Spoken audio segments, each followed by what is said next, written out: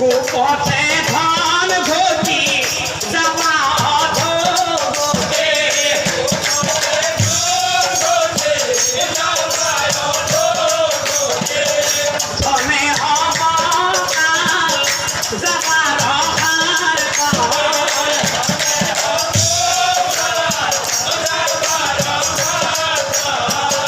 অতির ধন জন জীবন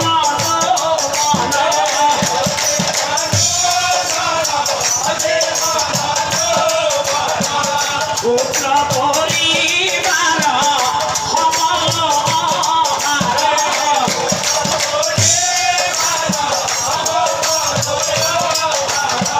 কি কারণে পাপ করা তুমি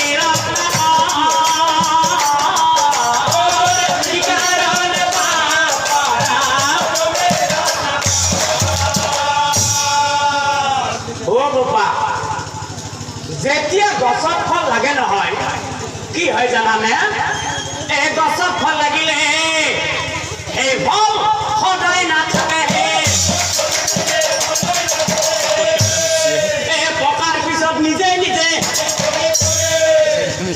আৰু বাচ্চা এই কচু পাতৰ পানীৰ দৰে আমাৰ মানুহে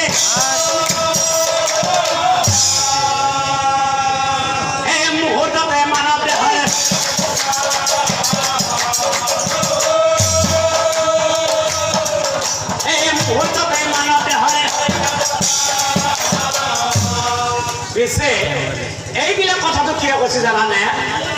এই তোৰ সম মহাপাপী এই সংসাৰতে নহয় এই তোৰ পাপৰ ভাগ পাব তোৰ পাপৰ ভাগ পাব কি কলি স্যামসাঙে মোৰ পাপৰ ভাগ কোনে ল'ব কিয় নল'ব মোৰ পাপৰ ভাগ লওঁতে মোৰ ঘৰত বহু কেইজন আছে প্ৰথমতে মোৰ পিতৃ দ্বিতীয়তে মোৰ মাতৃ আৰু তৃতীয়তে মোৰ ভাইজাই পাপৰ ভাগ ল'ব অ কি কলি বোপা তোৰ পিতৃ মাতৃ আৰু ভাইজাই পাপৰ ভাগ ল'ব অহ ব্ৰহ্মাই বোলে আমাৰ মুঠে বিশ্বাস নাযায় এটা কাম কৰা যদি পাপৰ ভাগ লয় তুমি ঘৰত গৈ খুঁজি অহা যায়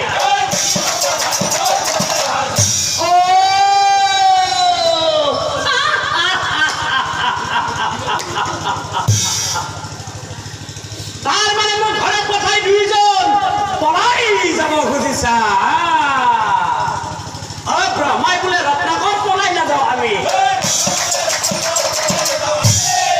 এটা কাম কৰা এই যে গছডাল দেখিছা নহয় দৰকাৰ হ'লে গছত বান্ধি খোৱা আমাক তুমি ঠিক আছে দেই তেনেহ'লে হাত দে